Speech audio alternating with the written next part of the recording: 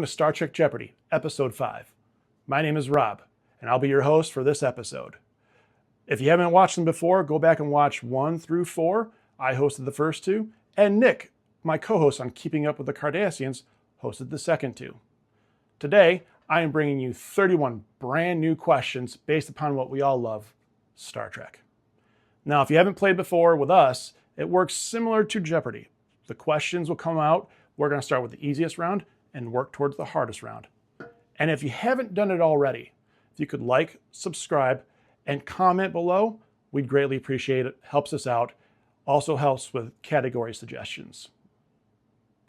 And now, let's head to the board. Our first category today is Macguffins. The second category, torturing O'Brien. Now, this is all about episodes where Miles O'Brien got tortured in some way, shape, or form. Rules of acquisition. We actually put a poll on our Instagram with a couple choices. You guys selected rules of acquisition. We're going to give you the rule number, and most of the rule, you have to tell us the missing word. Name that Klingon. The D. This is all about what we all love. The D, the Enterprise D. And carrying over from our last episode is guest stars. Now again, if you could like, subscribe, we really love that when you give us comments with category suggestions and your points. We like the little bit of competition. We see some good stuff down there. And if you have given us questions or comments and likes and all, thank you in advance. Love it. Macguffins for 200. Jag and Nog traded 5,000 wrappings of Cardassian Namek sauce for these.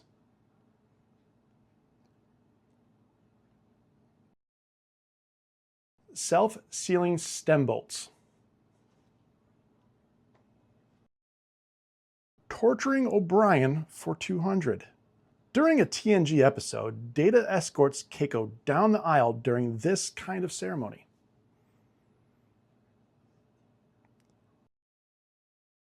And that is a wedding. I mean, some people view it as torture. Rules of acquisition for 200. Once you have their blank, you never give it back.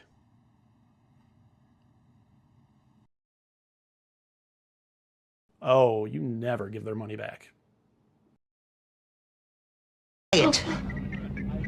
Once you have their money, you never give it back. Exactly. Name that Klingon.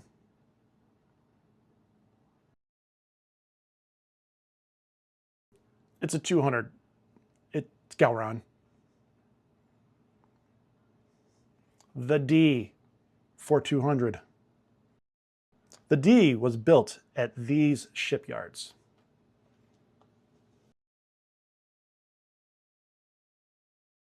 The Utopia Planitia shipyards. Guest stars for 200. She sang Colors of the Wind the year before she was on an episode of DS9, but well after she was Miss America.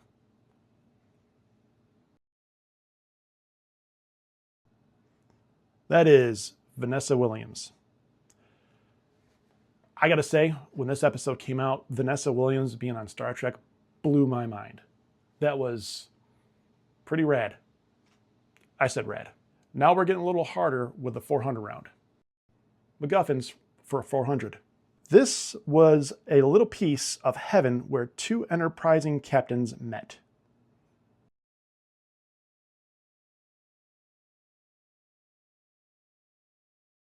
That was in the Nexus. Star Trek Generations. Talk below. I really think that movie gets crapped on a lot and doesn't really deserve it. I think, yeah, there were some bad parts. The way Kirk was never on the Enterprise of the D, total missed opportunity. I can go on about this movie, but let me know your thoughts on Star Trek Generations. Torturing O'Brien for 400. This took over Keiko and forced O'Brien on miscellaneous tasks in an effort to close the Bajoran wormhole?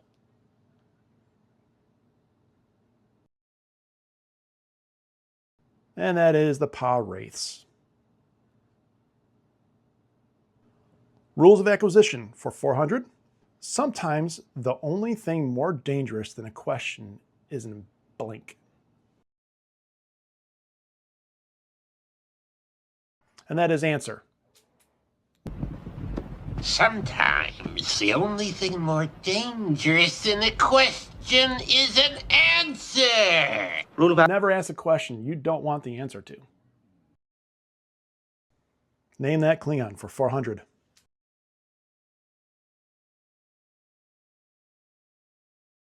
That is General Chang, one of my favorites. Star Trek VI, the best Star Trek movie. I said it. I'll stand by it. The first starship we had to do on this show was the D because, quite honestly, I just love the D.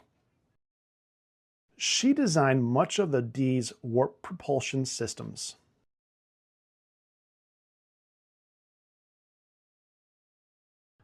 That's Leah Brahms.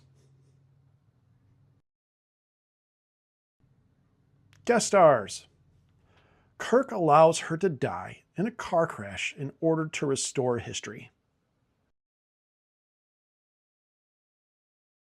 That was Edith Keeler, played by Joan Collins. Let's get to the 600s. One drop of this unstable liquid is capable of forming a black hole, collapsing a star, and/or consuming a planet.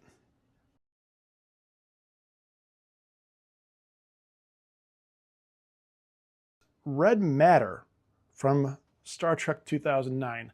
J.J. Abrams, the ultimate MacGuffin guy. It's probably the red matter from Mission Impossible 3 as well. This species implanted 20 years of memories into the chief after they convicted him of espionage.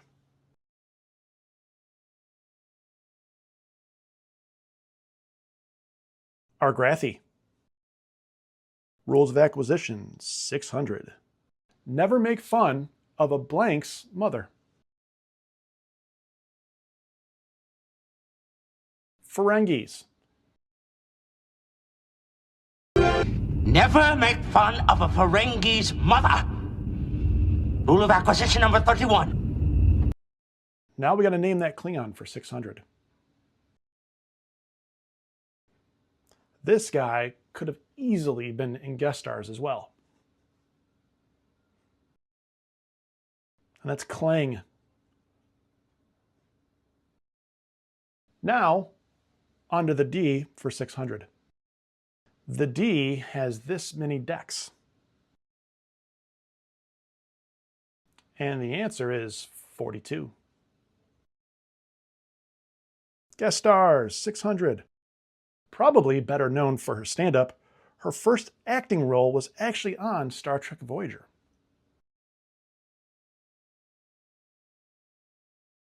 Sarah Silverman. Macguffins for 800.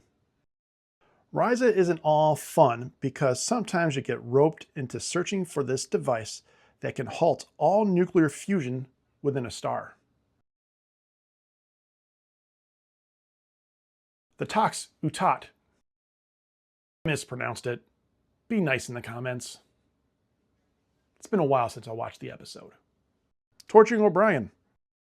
O'Brien unwillingly has to fight against Garrick at Terek Nor as Garrick taunts him with a legend of the battle at this planet.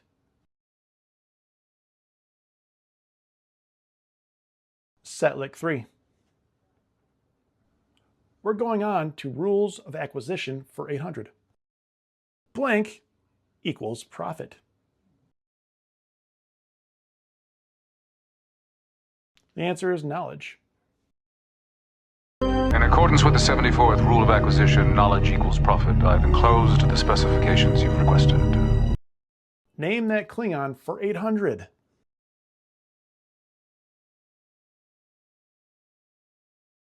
Laurel. I do have to admit that Star Trek Discovery is a weak point of mine. So I'll especially take category suggestions from there or question suggestions. Help me out with that so I can try to get it out on more questions for that. Oh, and Star Trek Prodigy. The D for 800. The amount of transporter rooms that the D has. 20. I had no idea. But I guess with 1,000 people on a ship, 20 kind of makes sense. They only transport so many people. But I researched this and I was surprised. Guest stars for 800. He has some bangers on his resume, with Indiana Jones and Lord of the Rings being among them.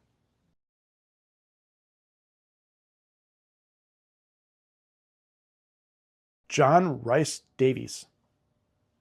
Here we are. We're to the 1,000-point round. If you already haven't, please like and subscribe. Even share with a friend. Challenge a friend to a Star Trek fight based on Jeopardy. Let's go to 1,000. This substance is so highly unstable that Starfleet banned any research of it and mandated the controlled destruction of it if it were detected by a ship.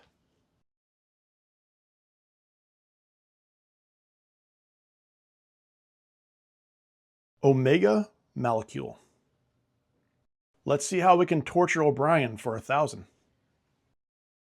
Keiko realizes that the presumed dead was actually alive because of what she mistakenly believed about his habit of consuming this drink. Coffee. All right, maybe that one was a little easy for 1,000. Rules of acquisition for 1,000. Never allow doubt to blank your lust for latinum. Tarnish. Remember rule of acquisition 263. Never allow doubt to tarnish your lust for latinum. Let's name that Klingon for 1,000.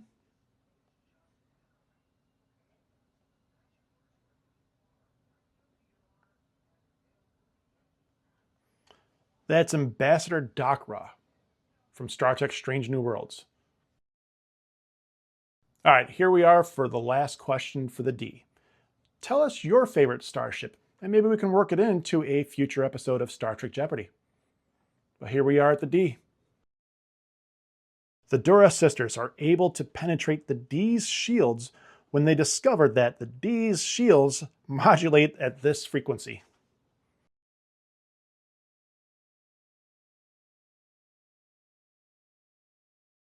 (257.4 hertz). Okay, this is where you have me. This may be one of the scenes in Generations that people complain about, and they have a point. They have a point. That was pretty weak that the Enterprise D could go out like that. Like to see it. Okay, you win that battle. I can't say much about it. I had fun with the D, so hopefully you smile along with me as I introduced every question. Let's go to the final question. Easily best known for being an uncle to a Fresh Prince, or as the voice of the Shredder, he also played a Klingon on Star Trek Enterprise.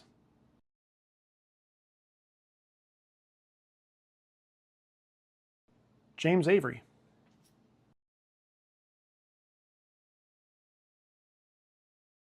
All right, we're going over to Final Jeopardy. Now you know how this works. Whatever points you accumulated, you can bet whatever you want. Just know that no one knows how much you bet, and you can cheat and lie all you want. You just won't have a place in Stovacor or in the Federation because you're a liar and a cheater. But do what you want, by all means. Now, in the comments, I've got a lot of make these questions harder. So this might be one of those, so spend wisely. Now, if you didn't know, if you haven't played before, this category will be a category on next month's Star Trek Jeopardy as well. Let's get to it and find out what the category is. By the numbers. Before we see the question, place your wager.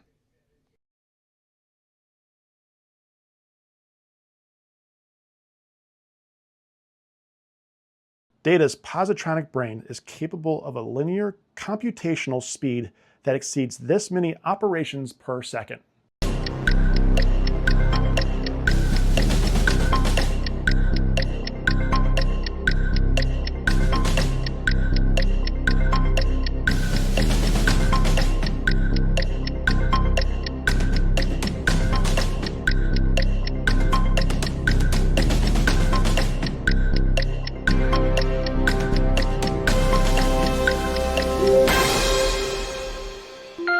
$60 trillion.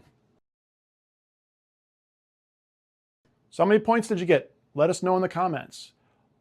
Thank you for joining me for Star Trek Jeopardy Episode 5.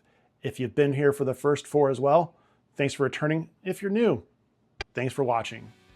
Be sure to like, subscribe, drop a comment down there, and share. Share with a friend. Again, challenge somebody. And I also want to give some special thanks to our Patreons who have helped us out for the podcast for a long, long time. And some of them brand new. So thank you in advance. And for those of you that have commented and liked in the past, a special thank you for you. Now, I realize that I kind of screwed up this month. This is airing on Halloween, and I didn't do a scary category. So it's an opportunity that I totally botched. But here in the United States, we have 2 more holidays coming up here in the next 2 months, so I'll try to do better with those. In the meantime, thank you very much. Have a great day, and we'll see you around.